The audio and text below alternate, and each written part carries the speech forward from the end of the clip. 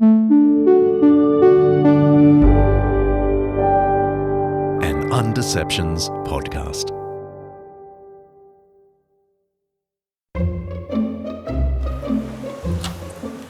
Okay, sit in that chair. All right, here's the deal. Marshmallow for you. You can either wait, and I'll give you another one if you wait, or you can eat it now. When I come back, I'll give you another one, so then you'll have two. But stay in here and stay in the chair till I come back, okay? All right. We're listening to the beginnings of the famous psychology experiment known as the marshmallow test. In the clip from Igniter Media, the experiment is being conducted by a church in America for a sermon illustration. And their video is too cute. You have to watch it. Link in the show notes and all that. Anyway, in 1972, Stanford professor Walter Mischel conducted a study on delayed gratification and willpower. Children were given the option of eating one marshmallow now or getting a second marshmallow if they could wait 15 minutes without eating the first one.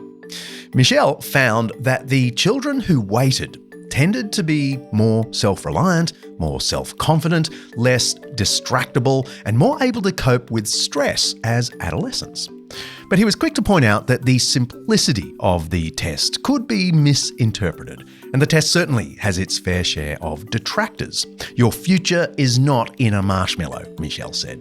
If a child can't wait 15 minutes, it's not because there is something wrong with them. It might just mean that they didn't think it was worth waiting for. In his 2014 book, The Marshmallow Test, Mischel gave a more life and death example from his own experience. 50 years ago, he was a 3-pack-a-day smoker and he knew he needed to stop. But it wasn't until he saw a patient at Stanford Hospital being wheeled out on a gurney that he was able to quit. Mischel said he drew upon his vivid memory of that patient. He could picture the patient's shaved head and chest, the paint marks showing where the radiation should go to treat the metastasized lung cancer. When he was tempted to smoke, that image made the potential future consequences more immediate and much more powerful. Mischel called this pre-living a delayed outcome. A kind of living the experience in the here and now in light of the future, not dismissing the future as unreal. It's a great example of something the Greek philosopher Plato taught almost 2,500 years ago. Knowing how to think about time, the past, the present, and the future can save your life, he said. And that's what we're talking about in this episode. How we think about time, the value we give to the 3 parts of time, the past, the present, the future. It really matters. And our special guest reckons it's part of what makes for the good life. I'm John Dickson, and this is Undeceptions.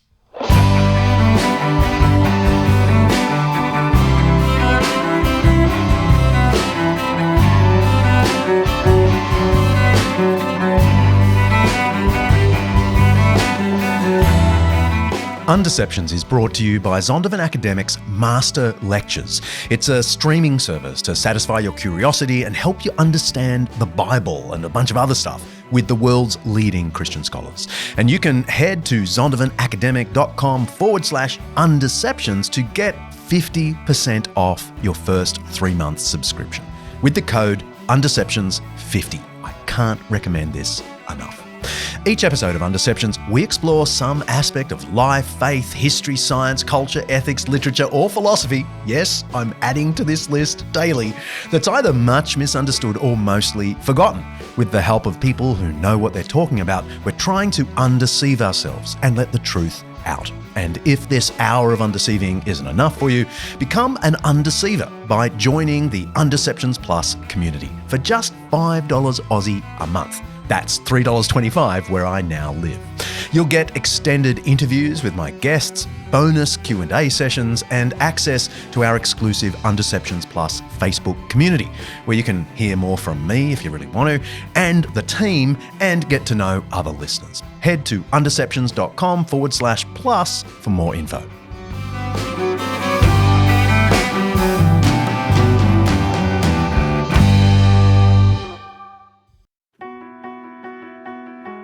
This episode of Undeceptions is brought to you by Zondervan Academic's new book, Jesus and the Powers, by N.T. Wright and Undeceptions' favourite, Mike Bird.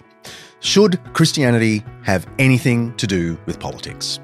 I mean, you could argue that Christians have done more harm than good once they get a whiff of power. Mike Bird and N.T. Wright address this question and other questions in this magnificent overview of the political implications of the Christian faith and the Church's historical engagement with the powers and principalities. They shed light on current geopolitical events and ask, what would it look like if there were a faithful Christian response to crises like the Russia-Ukraine conflict, the China-Taiwan tension, political turmoil in the US, UK and Australia, and the problem of Christian nationalism. They build a pretty convincing case that Jesus' teaching about the kingdom of God confronts all forms of power, Christian and atheist, and calls on us all to support a pluralistic democracy where everyone, regardless of religion or irreligion, has a role to play in working toward the good of society. Whether you're a believer or a skeptic, I'd say this book will be an eye-opener.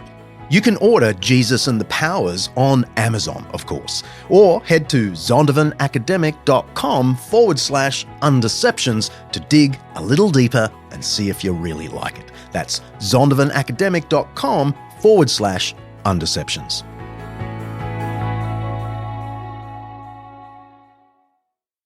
I've got a really easy question to kick off, if you wouldn't mind just defining time. Oh, super easy. I don't think I have a satisfying definition. It's a typical philosophy move, too. It depends on what you mean. Is it what our colleagues in nuclear physics are measuring in any particular time? Well, they're going to have a really specialized definition that's going to be relevant to the kinds of questions and explanations that they're trying to offer. For philosophers, the kinds of questions about time and definitions that we tend to be interested in and seem to be well equipped with our methods to deal with. 1, the past and the present and the future. What's the difference between the three of those? And is that all there is to time, or are there other forms of time? Is the future open? Is the future a series of possibilities and the past fixed in some way?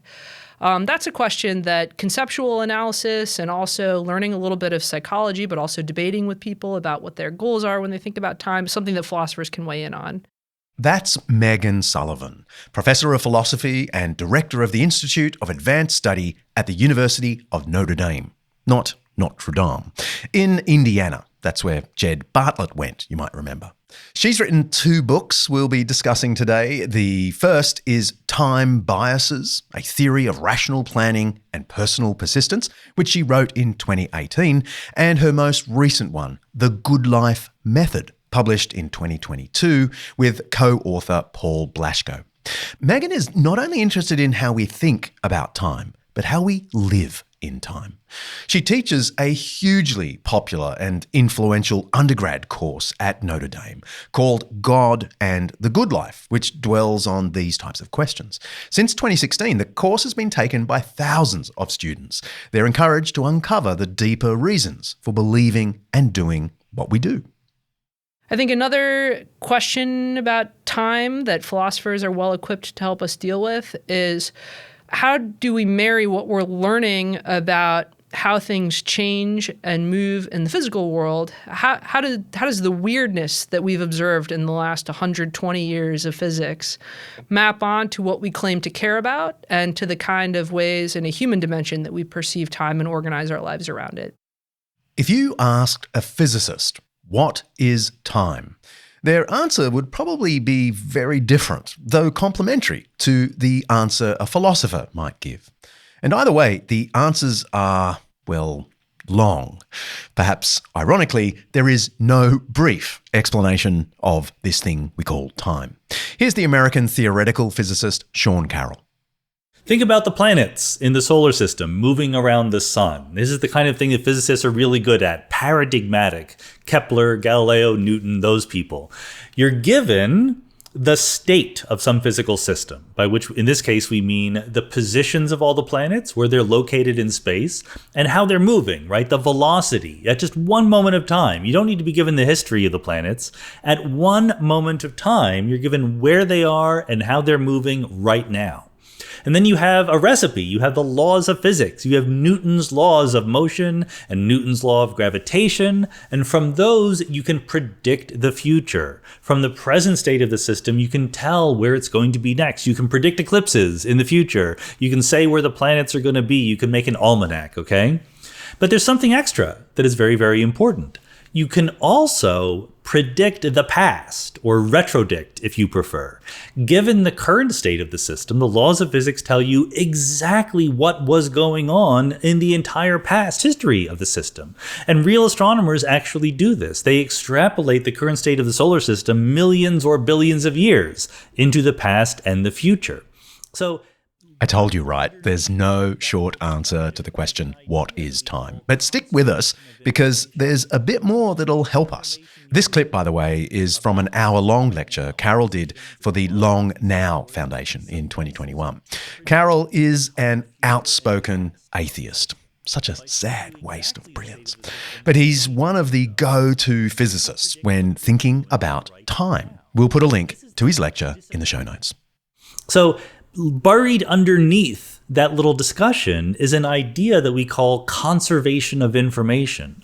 All of the information you need about the system right now, its positions, its velocities, and so forth, suffices to predict the entire future and past of the system. If I told you exactly the state of the system 1,000,000 years ago, you could predict what it would be doing right now. This is the disappearance of this idea that time is flowing. Time, to a physicist, ever since Isaac Newton, it becomes kind of a label. There's this moment, there's the past moment, there's the future moment. There's nothing special about what we call now or the present moment. The laws of physics describe every moment of time as being on an equal footing, and the information contained in every moment of time persists into the past and the future. That's very different from what we're used to in our everyday lives. Just as one simple example, imagine you come across, there's a glass of water on the table. It's a slightly cool glass of water, okay? And you ask yourself, well, what was the state of that glass of water a few minutes ago? Maybe it was just a cool glass of water just sitting there, but maybe it was a glass of room temperature water with some ice cubes in it, and maybe those ice cubes melted and cooled off the water.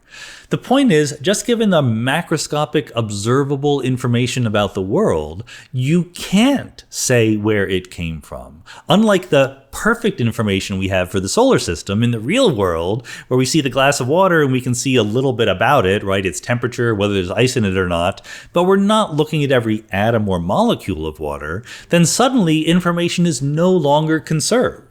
There's information that used to be there in the system. Did it have an ice cube in it or not? And that's disappeared over time. We have an irreversible process. So what we're seeing in the macroscopic world is what scientists and philosophers call the arrow of time, the difference between the past and the future. In particular, the asymmetry that we have when we think about now versus the past versus the future.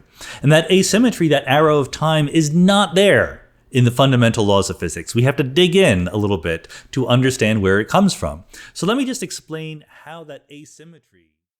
The first decade or two of the 1900s was critical for introducing all of these new distinctions about time. One is the idea of relativity that we get from Einstein, but another view that became really important comes to us from John McTaggart Ellis McTaggart, a Scottish philosopher who was so nice they named him McTaggart twice. But McTaggart coins this distinction between the A series and the B series of time. Very creative names, not that creative. He just didn't want to come up with creative names, so picked letters of the alphabet.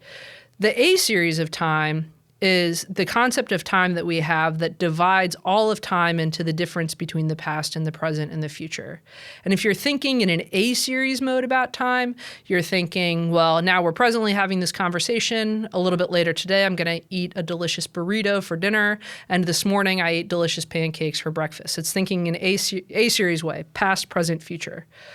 But that's not the only way we can think about time. In fact, we can think about time and the way it's governing our lives and our reasoning using relations between events and moments in time that don't identify a past or present or future. And this is what McTaggart calls the B series of time. So the B series of time is all of our time concepts arranged in terms of earlier or later than. So I can say eating pancakes was earlier than my discussion with John, and my discussion with John was earlier than eating a burrito. But I managed to describe all of that without telling you which event is happening presently or which event is still in the future or still in the past. A big debate that has raged, again, for the last 118 or so years, McTaggart's writing around the same time as Einstein, is whether or not one of these concepts of time, past, present, future, or earlier or later than, is more fundamental or more real. And this gets into this question about, like, is the present, in fact, like a part of reality, or is it just something that I project into reality?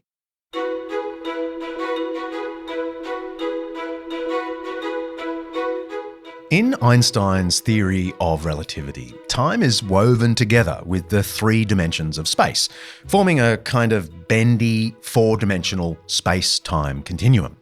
It's what's called the block universe, encompassing the entire past, present, and future. Einstein's equations suggest that everything in the block universe has been decided from the beginning. The initial conditions of the cosmos determine what comes later. There are no real surprises. Just weeks before his death in 1955, Einstein wrote, "For us believing physicists, the distinction between past, present, and future is only a stubbornly persistent illusion." This theory, which is along the lines of the B theory Megan's talking about, is still very popular with physicists today, but nothing is settled.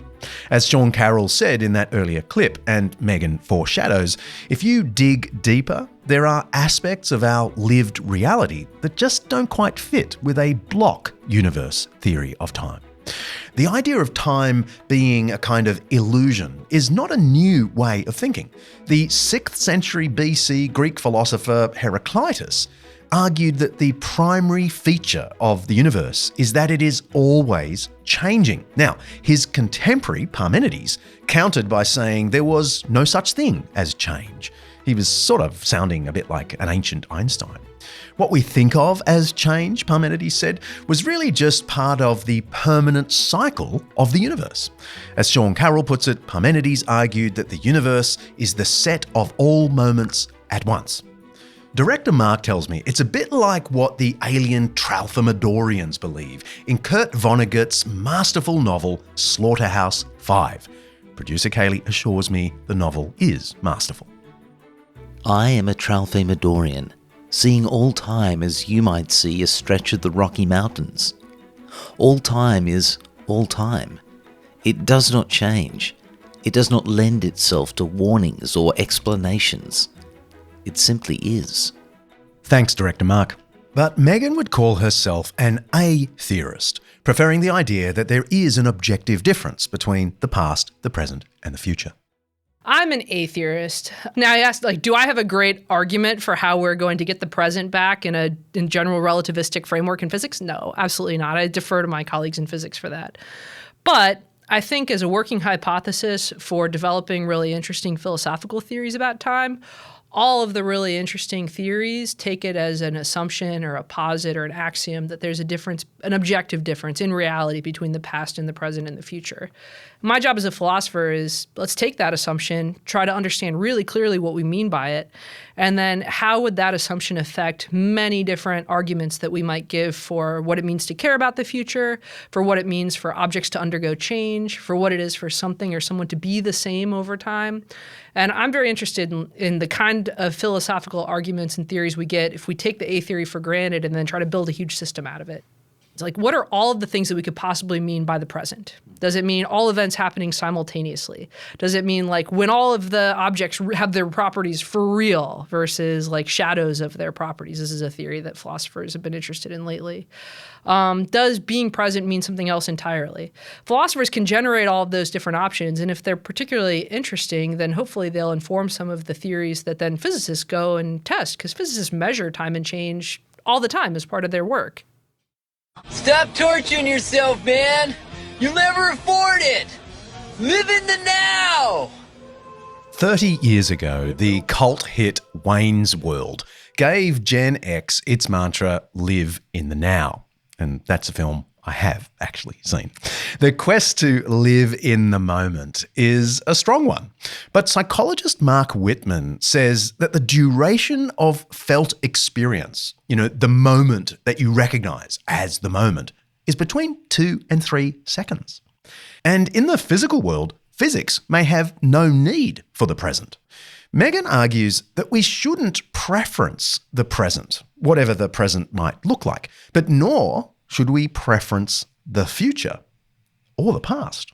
You argue for a kind of neutral position toward the past, present, and the future.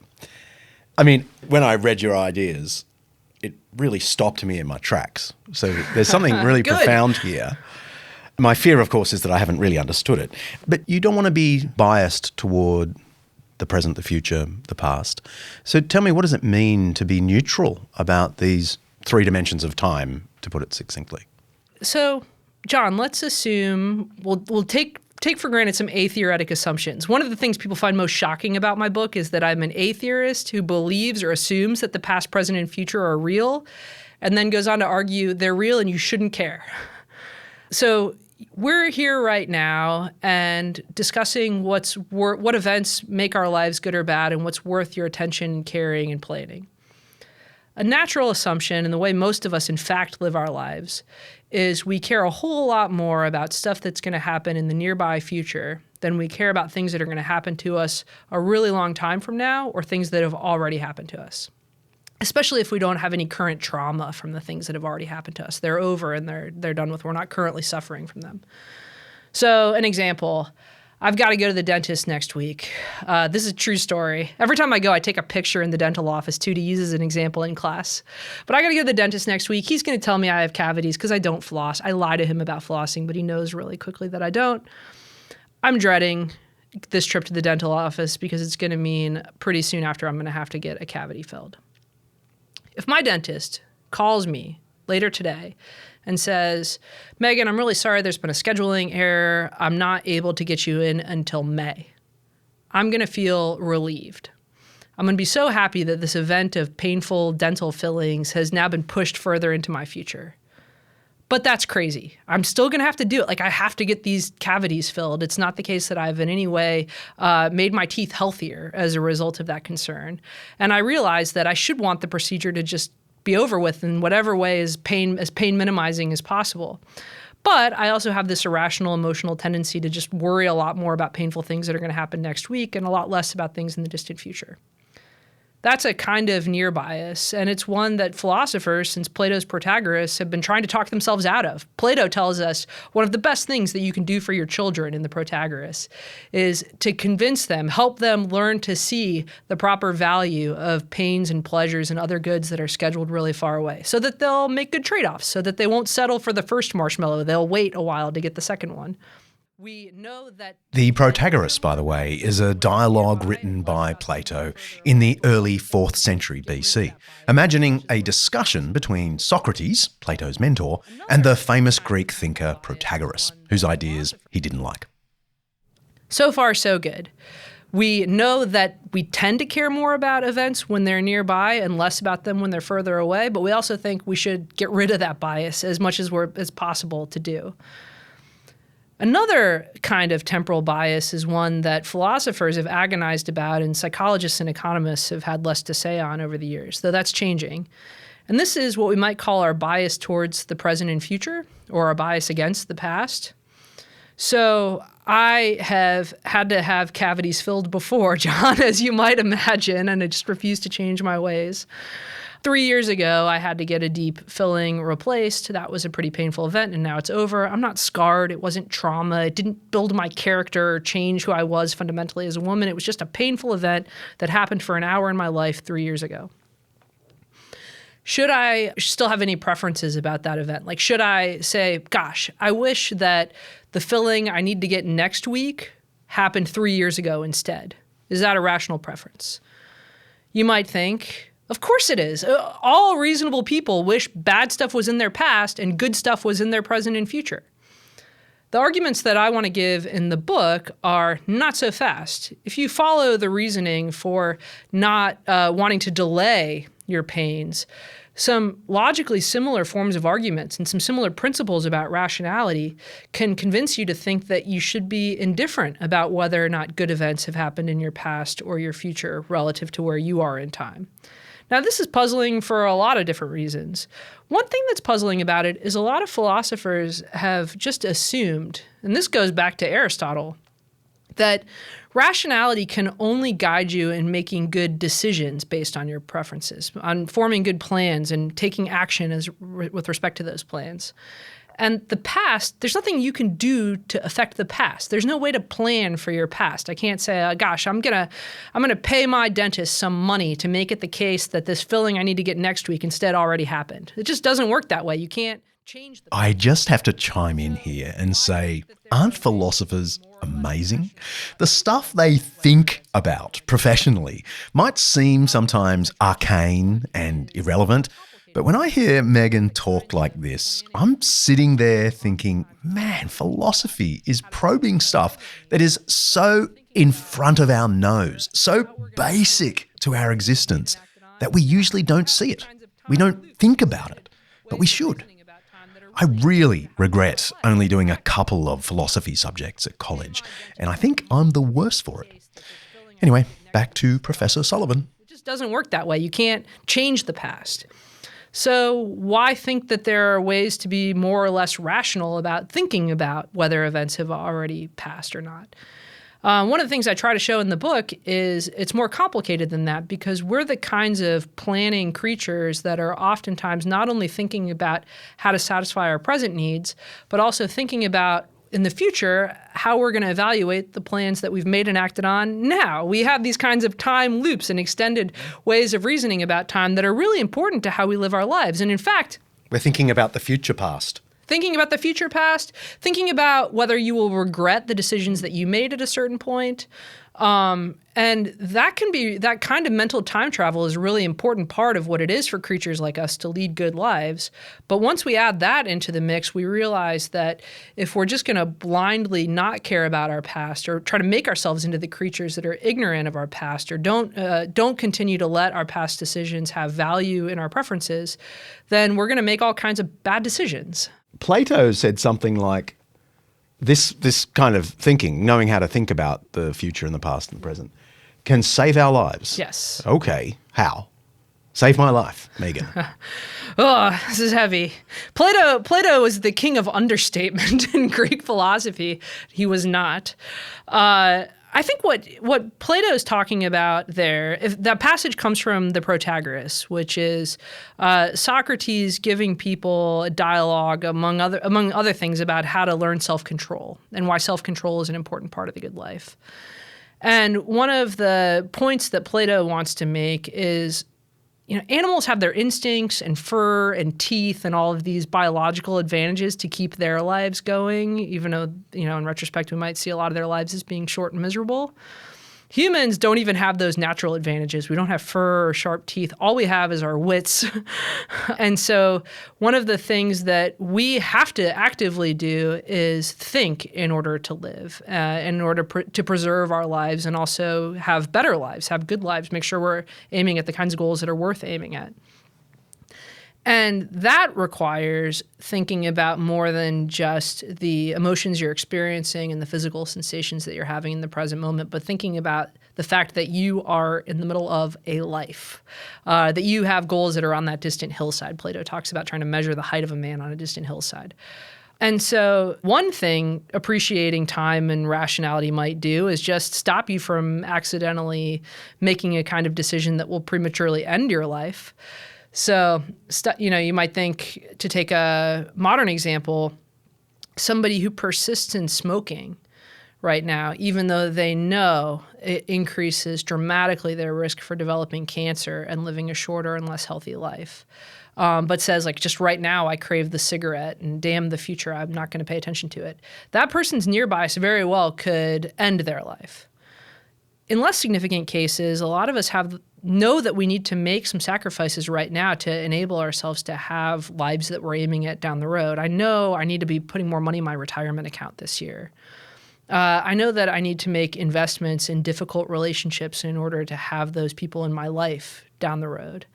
And being able to appreciate those plans and those values that are like emotions don't always detect in the moment, but reason can help us see, might make our lives significantly better and enhance them in really important ways. And Plato certainly understood that. And he thought one of the goals of philosophy was to try to teach people how to see those values that they might be missing when they're really far off temporally, or when they're just kind of complicated and require you to think about it. The kinds of values that we know are there, but our present emotions might not be picking up on.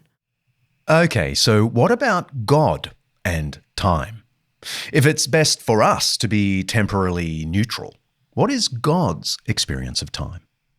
Well, it's tough. Again, if you're in a Christian tradition, you believe that God is a Trinity, and that in the person of Jesus, he did experience time. He was in time. This is such an important. We're just celebrated Christmas and the Advent season, where we really try to contemplate this mystery of like, holy cow, he was part of space and time and embodied part of material reality. What could that possibly mean for God to be that, but also transcend that? Yeah. You know, you have to but think you must and you have have thought to about wonder. It. You couldn't help. Yeah, I think about it all the time. There's also this idea of what we appreciate as valuable in our lives, we assume has a kind of temporal and narrative structure. I'm in the middle of my life right now, hopefully like the early middle. I remember the ways that I developed as a child and the ways I was cared for as a child, and I have an idea of what the future in this world is going to hold for me, and I have things that I hope in the life to come. That's a really important part of Christian tradition, is imagining your life as having this narrative structure, a structure that God himself participated in and made sacred, but also a structure that's like full of suffering that's somehow going to get balanced out in the distant future, but it's not going to be this future. It's going to be a separate timeline. You can't help but wonder about these questions, and you have to think that God appreciates and understands that structure because it's so important that God himself wanted to participate in it in a way. But also, he's God. He's omnipotent. He's morally perfect. He knows everything. He perceives all of space and time, so he's definitely not experiencing it in that way, because then he'd have all my temporal limitations.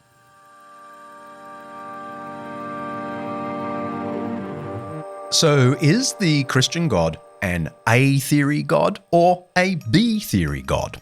Does it even make sense to have an A-theory God or B-theory God? This, says Megan, is one of the biggest debates in the philosophy of religion. Some theologians and philosophers have argued for a kind of atemporal God, where God is timeless. Whatever our time is, God is independent of it. He exists outside of time.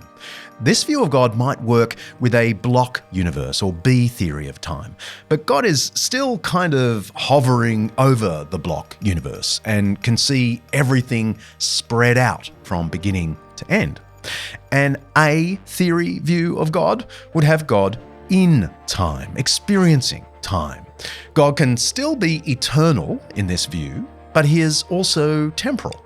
His dealings occur at particular times, just like the rest of us. It's just that God is there through all the particular points of time.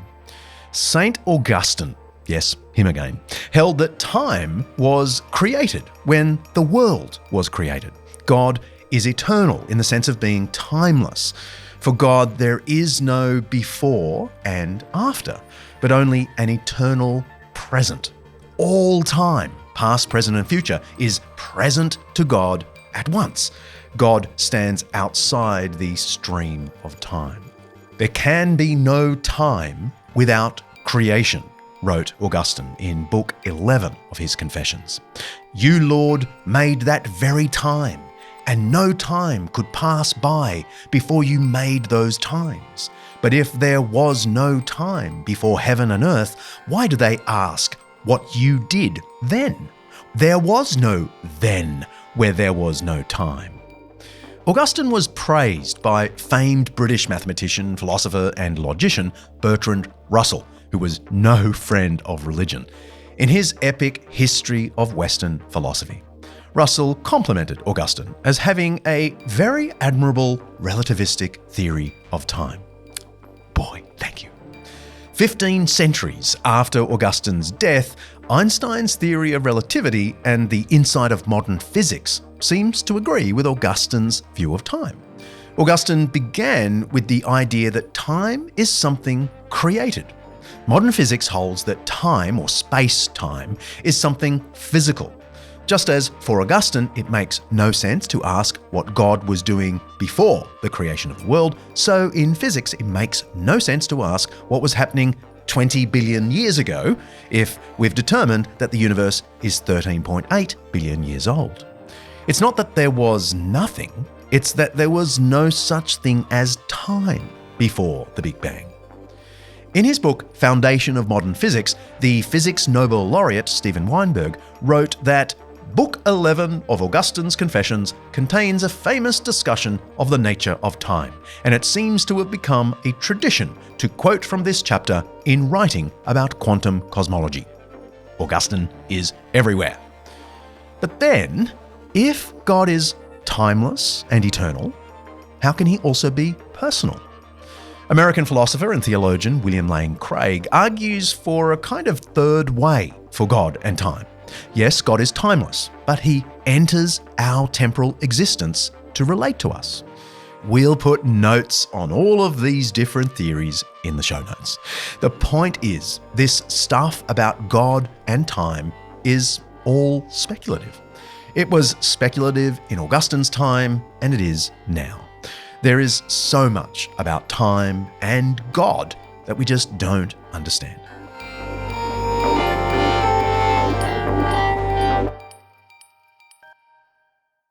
Let's take a different theological tack then. A lot of 20th century theologians like Wolfhard Pannenberg and Jürgen Moltmann and the great Miroslav Volf at Yale are extremely futurist, as in they describe them as having a theology of hope. Eschatology is the fundamental. And so as I read your work, I was wondering what you think of them. But by which I really mean, is Christianity a bit too eschatological for your... because it's so committed to the resurrection of the body and the life of the world to come? I do think it's a mistake for individual Christians to think that their attention and their hopes and desires should be really circumscribed by the present and the future for their lives and for this world, and not pay attention to the past. And the reason for that is because some of our deepest sources of meaning that God has made available to us are wonderfully already in our past. I mean, some of it's in our future as well, but in our past. What is that? Well, holy cow, the Old and New Testaments. Yeah. These really incredibly important histories of people who God has chosen to interact with in really direct and miraculous ways and reveal things to in ways that have shaped their lives and given us a blueprint for how we are going to live and strive. It's really important for Catholics, for instance, when you're going through a period of intense suffering. And I know a lot of people who've gone through a great deal of suffering in the last 2 years. To not just be able to think, well, God's got a plan, he's going to make it better. I mean, you should think that. He does have a plan, and it's going to get better, probably in a weird way that you don't totally anticipate. But it's also extraordinarily helpful to think, God understands suffering because, and then looking to the past about all the different ways that humans, other than me, have suffered, and the fact that I'm not totally alone in my suffering, and trying to understand why that happened. Or even Christ himself bears witness. Absolutely. And how important it is to not just acknowledge that that's a fact that you want to put into your theology, but to dwell on it, to care about it, to think about it, to like enter into it, to go into the grave with him, and to not treat those as kind of just like metaphors or just the weird parts of Scripture that we hear on Sundays and try to forget, but instead looking to the events that have already happened in the human story and that are part of a common past, not just mine, but one that I share with everybody who suffered, can help me find meaning right now before I even know how it's going to get fixed in the end. And I think a lot of us need that. We need all the options we can get for making meaning out of these messed up lives we've got. Let's press pause. I've got a 5-minute Jesus for you. My interview with Megan Sullivan has really stayed with me. I often find myself pondering the value of being neutral about the 3 points of time: the past, the present, and the future. But maybe neutral isn't the right word. I don't mean to suggest that we shouldn't care. Perhaps really what I mean is properly valuing all 3 points of time. One of the things Megan said that we couldn't quite include, for time's sake, ironically, is about the passing of time and human cultures. We think about a lost culture like, say, the ancient Mesopotamians or the original Celts. By the way, we really should do an episode on the Celts. Anyway, we ponder these now extinct cultures and we think of it as a tragedy that they're gone. But is it? Aren't we just biasing the present when we say that, our particular present? Is that any more logical than lamenting some future culture that hasn't come into existence yet? If we choose to value the past as the past, we needn't lament everything that is extinct. We can value that culture as a precious point in the continuum of time. It hasn't lost its value simply because it's no longer present for us to observe. We can rejoice in lost cultures, just as we might enjoy any particular present culture.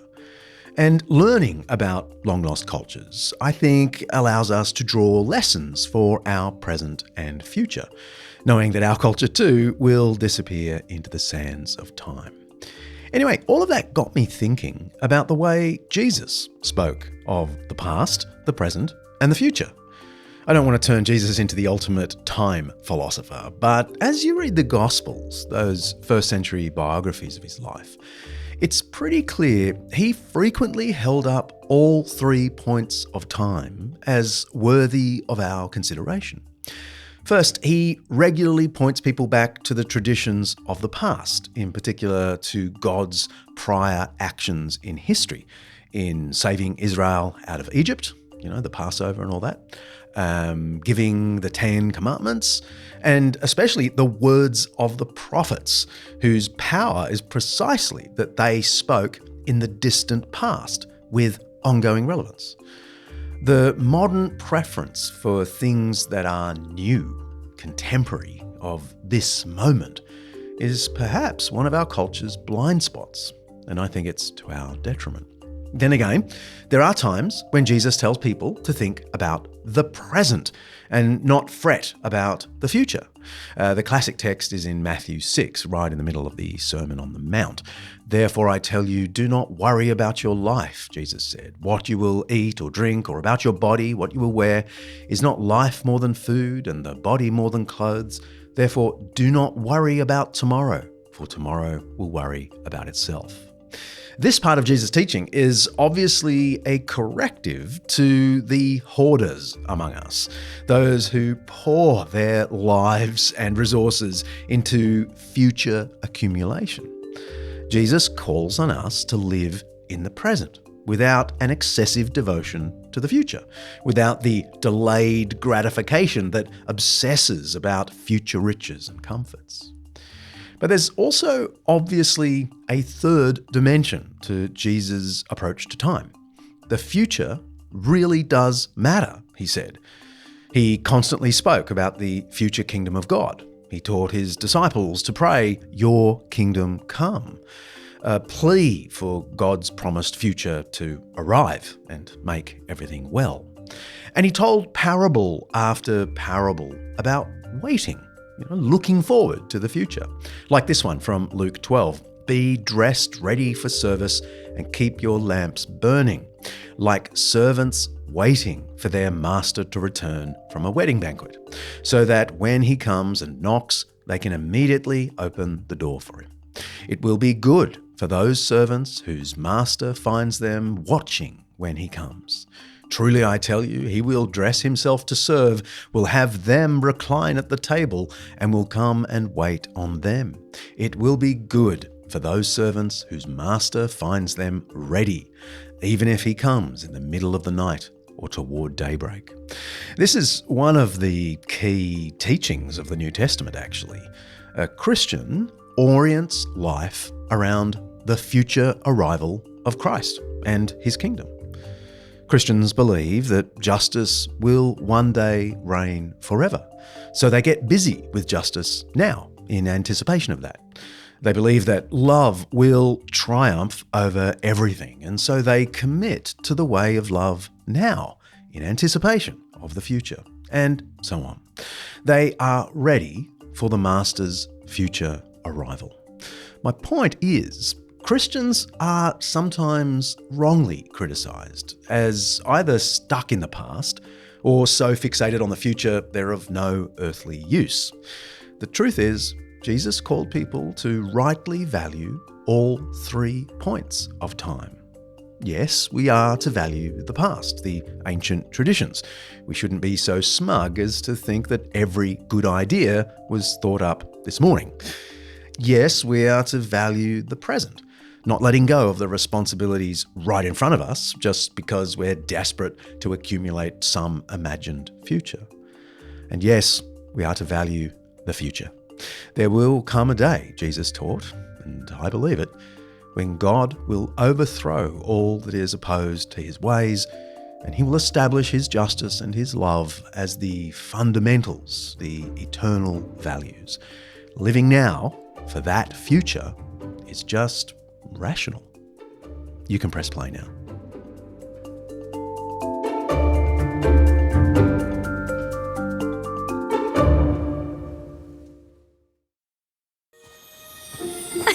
Enjoying your new permafrost, Olaf? I'm just living the dream, Anna.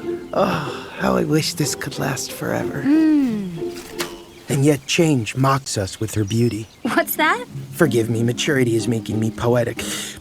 Tell me, you're older and thus all-knowing. Do you ever worry about the notion that nothing is permanent? No. Really? Wow, I can't wait until I'm aged like you so I don't have to worry about important things. Yes, that's a scene from the hugely successful Disney movie Frozen 2. I've only seen one, but Frozen 2 is apparently brilliant. It's a current favourite in producer Kaley's household. We heard everyone's most loved character, Olaf, the snowman, wrestle with the burden of getting older and having the Disney version of an existential crisis. It's a kind of cute way to lead into a not-so-cute discussion. All this talk of time can make us feel fairly small, perhaps even meaningless. I want to move to the good life, but my segue there is kind of depressing. The antithesis of nihilism. Like, there are some people who, because the past is gone, they don't have much hope in the future. Because the past is gone, everything is meaningless. Like, it's all illusion, because every moment, even the beginning of this interview, is gone. And so, civilizations are gone, friendships are gone, I'll soon be gone. Everybody you love. Yeah. So get me out of this depressing hole with this notion of appreciating past, present and future, or at least not being overly biased toward one or the other. First philosopher move. We got to make sure we understand what we're talking about when we talk about nihilism. There's this philosophical theory that there's just no meaning in human lives to be had at all.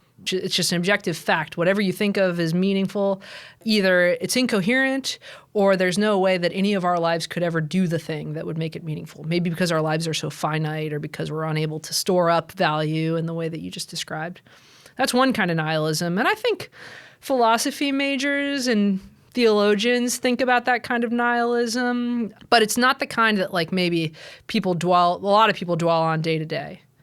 There's another kind of nihilism that I think a lot of people think about. I certainly read about it in the newspaper all the time. And this is the idea that for my particular kind of life, the way I'm living it, the goals that I've set for myself, they are meaningless. Or I personally, Megan Sullivan, John Dickson, Barack Obama, am not going to be able to have a meaningful life. Why is that? Because of maybe bad decisions that I've made. Or because of relationships that I have and things that are more local to your particular scenario, but can feel crippling. And I don't know how to set any new goals or how to think about my life in such a way that I could find it meaningful again. And that's a very real problem, and that's a philosophical problem. I mean, it might be a problem that you start to get counseling and help for, but you also need to wrestle with this idea of what exactly are the areas of my life where I'm pegging meaning, this philosophical idea, to them, and is the meaning really there? For, again, 2,400 years, philosophers have been saying, don't ignore that question. Don't think that that question is very easy to answer. Of course, the nihilists think, like, give up, like, abandon hope, all ye who enter here. Most philosophers have said, no, don't give up yet either. It's going to be hard, but we're going to get through it. We might not understand all of it in our lifetime, but I can help you understand more of it if you're willing to go along and study and think about these questions than you would just operating under your own steam. I think temporal neutrality, which, remember, again, is just being able to care equally about the past and the present and the future, I think it can help in at least two ways. It's not going to go the whole way, because temporal neutrality won't answer the question of what's ultimately valuable or meaningful. You're going to need other parts of philosophy to do that. But it can tell you places to look that you might not be looking.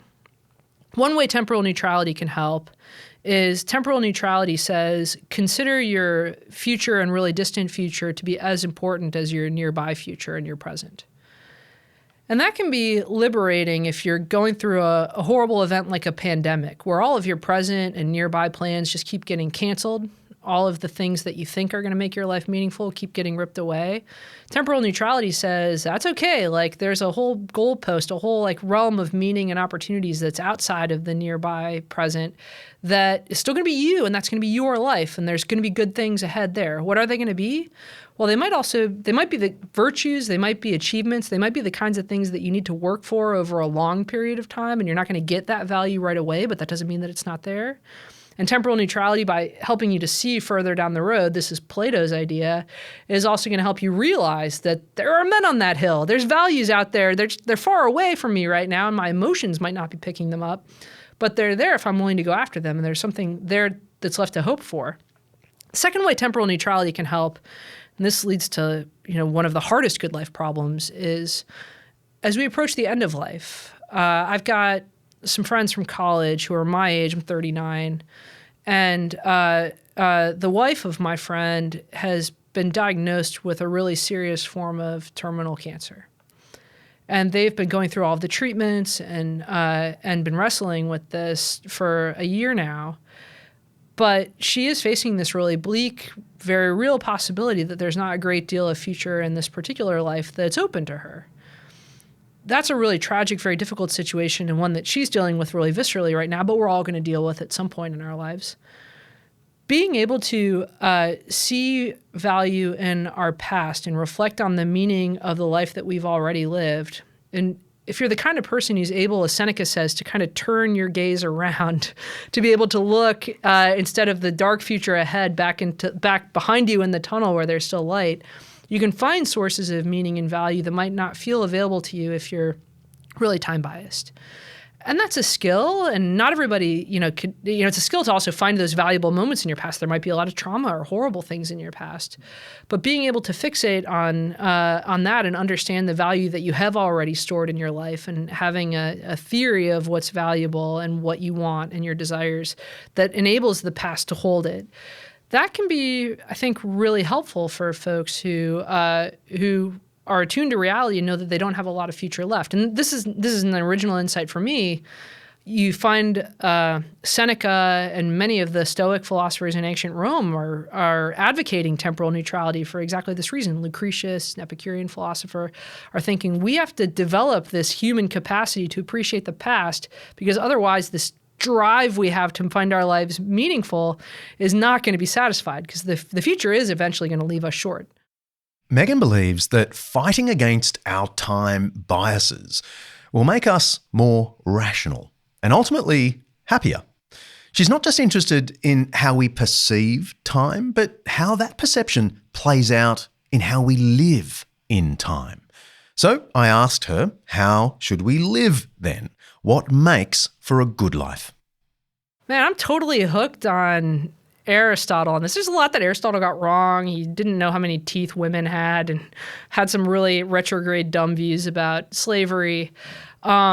But, broken clock is still right a couple times a day, and I think he was quite Sure, and right. what will people think of us in 1,000 years? I know. Aristotle talks about the good life as being a state that we achieve when the distinctively human functions that we have are hopefully realized.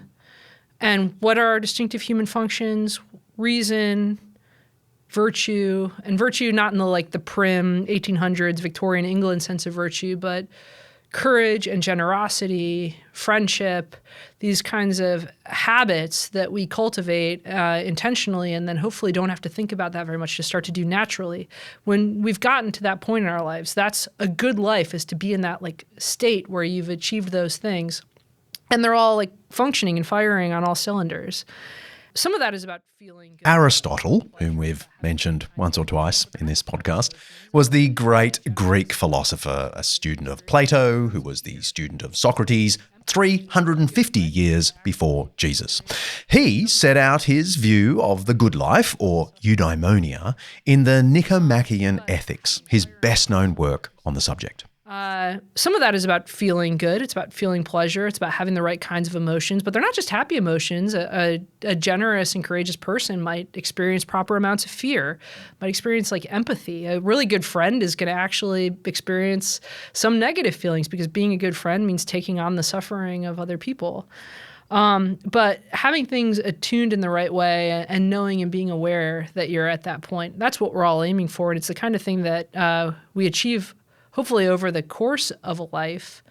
I think Aristotle, the way he's often taught and the way we might read him in historical context, probably had a bit of a narrow view about what the function of a human could be, something that was heavily identified with what a really great noble Greek guy would be or Macedonian would be. We should ditch that exemplar that he had in his mind, but think that there are virtues and habits that are distinctively human and wonderful about our lives, and what we should be aiming at is trying to grow and develop those together over the course of our lives in a way that are going to make these lives meaningful. It assumes there is a nature, a human nature, right? Yeah, everybody's so skeptical about human nature. And But our culture is. Our culture's, and I don't The person opposite you is not. Yeah, I mean, I kind of look, some of the stuff... We won't be going into this whole debate about human nature, not in this episode anyway. But if you're in any way engaged with the culture today, it should come as no surprise that the idea that humans have anything like fundamental dispositions or traits is controversial. Apart from the central question of whether humans are naturally selfish and competitive, as argued by Hobbes and Locke, for example, or naturally social and altruistic, as argued by Marx and Durkheim, there is now the broader question of whether anything is natural or just the result of some form of learning or socialization. But that's really for another time. For now, we're going with Aristotle, because he was right. Yeah, I mean, some of the stuff philosophers say about human nature is garbage, and you should obviously be a little bit nervous anytime somebody tells you something really weird about who you really are that doesn't seem to resonate. I get that. But we wonder all the time about whether or not there are better and worse ways to live our lives. It's New Year's right now while we're taping this interview. Every opinion piece in the major newspapers, in the New York Times, the Wall Street Journal, the Washington Post this week is about here's a better way to diet this year. Here's a better way to be a parent this year. Here's a better way to worry less about dieting and parenting this year. We're always seeking advice, and that's presumably because we think that there are some dimensions on which we can improve, and we want to know about it. We're really deeply concerned about this. That is believing that you have a nature. It's believing there's a thing, an activity, parenting, and you can do better or worse at it. And you want to be the kind of person that does better. And how are you going to do it? That's what it means to believe that you have a nature. And I think everybody at least that seeks out advice and formulates plans is implicitly granting that they have something that some dimension on which they can improve. But you already have this implicit idea of your nature, and it's whatever thing causes you to click on that advice column. As we mentioned earlier, Megan's course, God and the Good Life, is the most popular course at Notre Dame. She tells me that if you're concerned about what it means to live a good life, then questions about God are inevitable. So We teach at a Catholic school where obviously a lot of our students come here wanting to talk about the God question, not already having figured it out in their minds, but thinking like, damn it, I'm paying $60,000 a year and I'm going to start asking some questions. That definitely has affected my colleague Paul and I's approach to how we want to teach people about philosophy and the good life. The way I approach the God questions, especially knowing that the students that I most want to talk to about these good life questions come from a variety of religious backgrounds or no religious backgrounds. Some of them are international students from China who have not really even been exposed to Christianity before. And the question about, like, is the Trinity real is not the thing that's keeping them up at night. Realizing that people are coming from lots of different standpoints. But in the process of asking these questions about what's really valuable in my life and how do I understand my life in the context of the world, you start to get into God questions a couple clicks down the road. We try to show this to our students the book follows this structure, first saying, okay, how does a good person manage their money and make financial trade-offs? And then that gets you into questions like, how does a good person develop love and understand what it is to really love another person versus only to superficially love or to use another person? And it's like, well, loving things, what does it mean when somebody says that they love something more than just the other people that they're in relationship with, but maybe love like the universe as a whole, or they love their whole life, even the bad parts of it? And that almost always gets you into questions that figures like Aquinas and St. Anselm and Augustine were really concerned with. There's a lot of people find once they start traveling down the road trying to think, like, what does love really mean in my life? They're going to face this question of, like, could there be objective love in the universe? Is there a perfect example of love? That's going to get you into debates about religion. It's probably not, and we spent some time in the book talking about this, it's not going to convince you to join a church. I mean, maybe it will. I know a couple people, philosophy's pulled them in, but usually that's not how it works. Instead, you learn that you can seek after these questions and wonder about them, and that there are better and worse ways that you could think about them. And that opens up a bunch of options for you to think about the life that you're going to build for yourself and the sources of meaning that you're going to tap into. And that's what philosophy is really good at, is like pointing out these options, the consequences of picking them. And then we talk about this a lot in the Leap of Faith chapter, following William James. I found that an incredible Thank you. opener, and to pursue that. In 1896, William James gave one of the most important lectures in the history of the philosophy of religion. It was called The Will to Believe. James eventually became known as the father of modern psychology, but he was also one of the 19th century's fiercest defenders of the rationality of religious conviction. In the lecture, James argued that cultivating religious belief, with all of its complexity and all of its risk, can be a crucial part of the good life. James believed that there are many decisions over the course of our lives where we've got to decide whether or not to have courage in what we can't know for sure and take a leap of faith. He wanted to show that there are times when it is rational to believe without sufficient evidence. James's views were challenged by prominent British atheist William Clifford, who argued against the leap of faith. He said, "It is wrong always, everywhere, and for anyone to believe anything upon insufficient evidence." But James countered that there are responsible and irresponsible leaps of faith. He offered 3 criteria to distinguish between the two.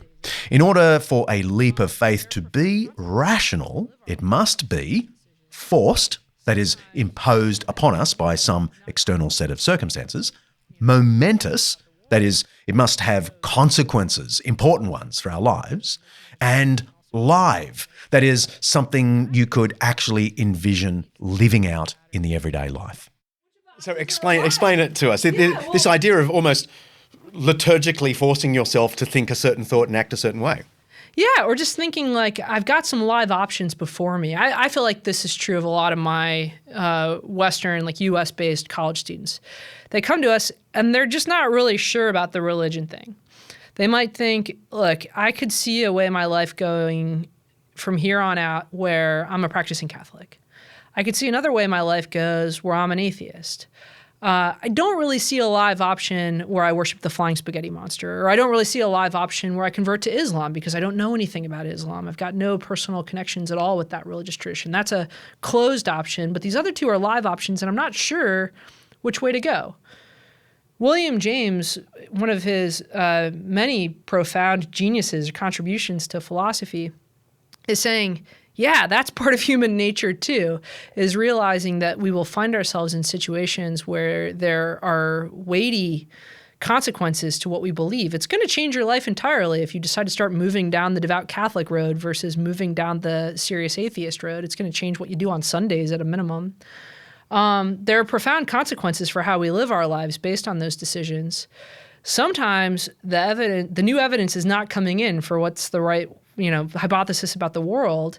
And so you've got to take responsibility for making a guess and also realizing that it matters how you tend your beliefs the same way it matters what other kinds of risks you're willing to take in pursuit of the good life. And James understood that, I think, really viscerally. Yeah, I mean, when I read that section of your book, I thought, maybe it's just a fanciful thought, that, what would happen if an atheist, or someone who thought of themselves as an atheist, decided to sort of live Christian liturgical traditions for, let's just say, 6 weeks. 6 weeks of saying the Our Father and reading a passage of Scripture and meditating on God.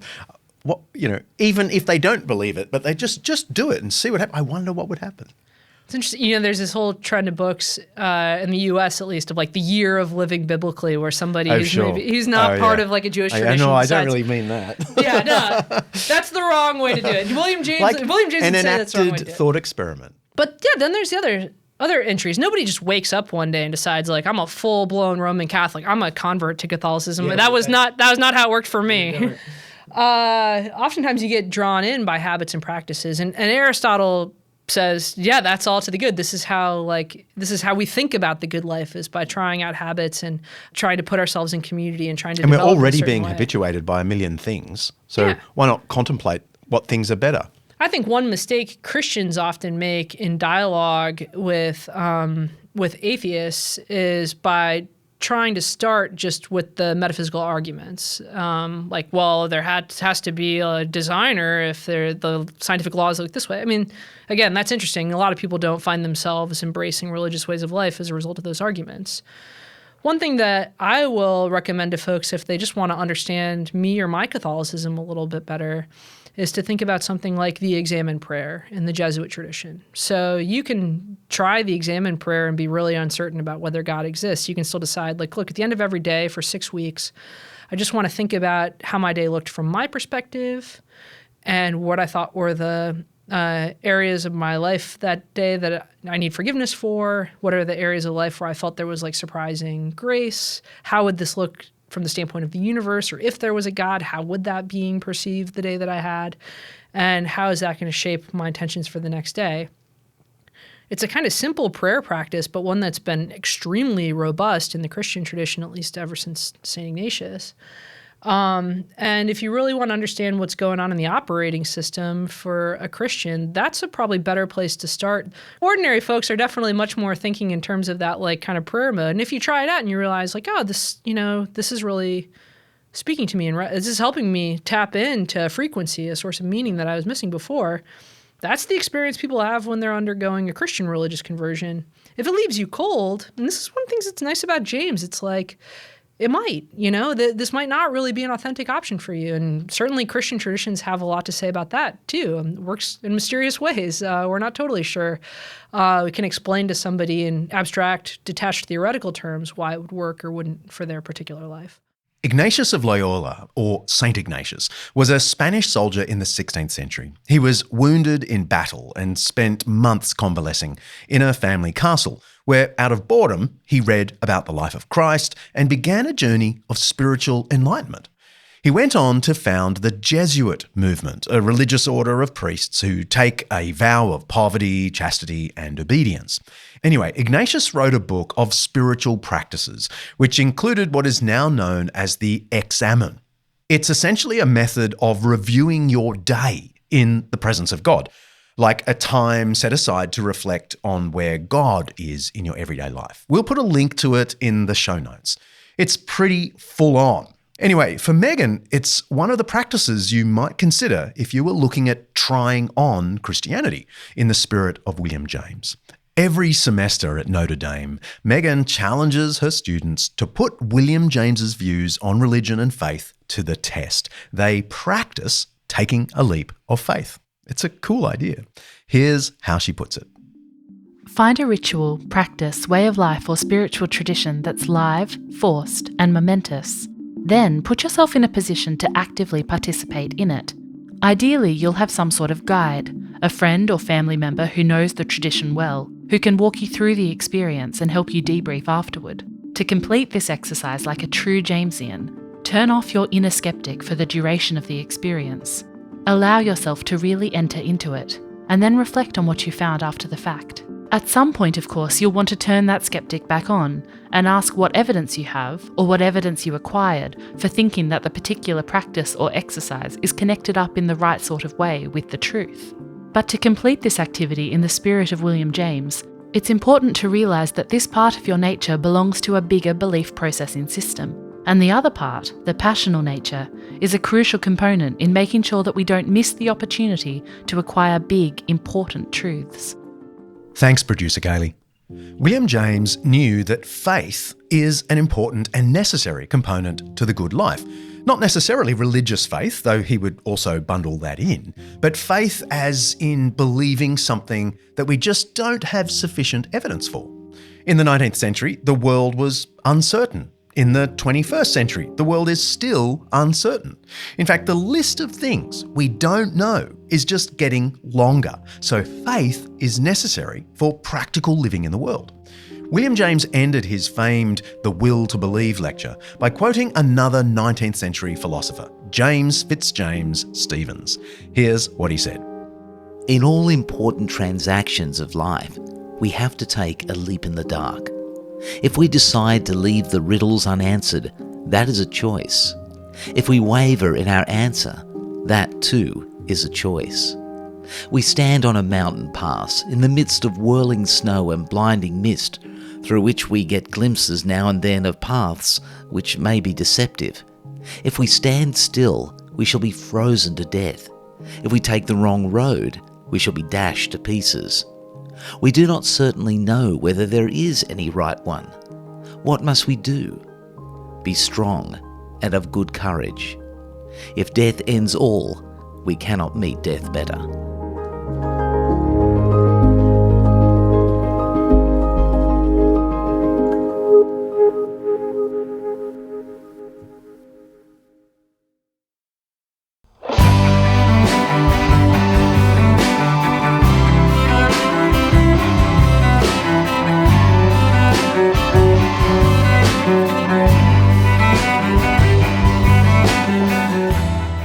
If you like what we're doing at Undeceptions, there are a bunch of things you can do for us, and we really need them all.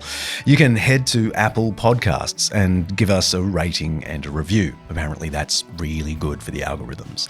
You can go to undeceptions.com and pick up one of our t-shirts from the store.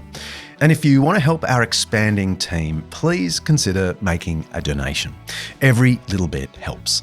I personally don't need to draw a salary from this, but the production and personnel costs for Undeceptions are pretty big, and they're getting bigger.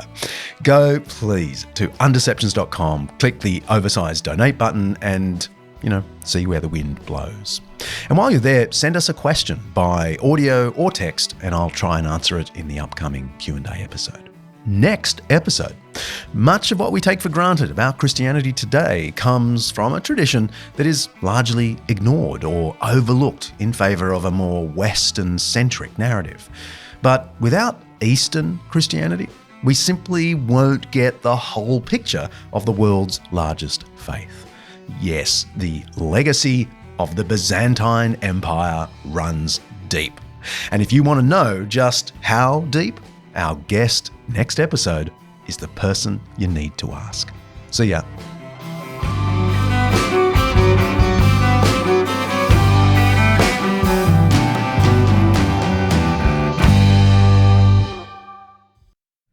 Undeceptions is hosted by me, John Dickson, produced by Kaley, Payne, and directed by the timeless Mark Hadley. Sophie Hawkshaw is on socials and membership. Alasdair Belling is writer and researcher. Siobhan McGuiness is our online librarian, and Lyndie Leviston remains my wonderful assistant.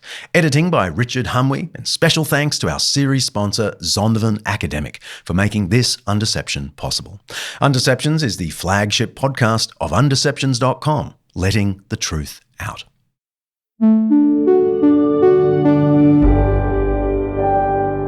An Undeceptions podcast.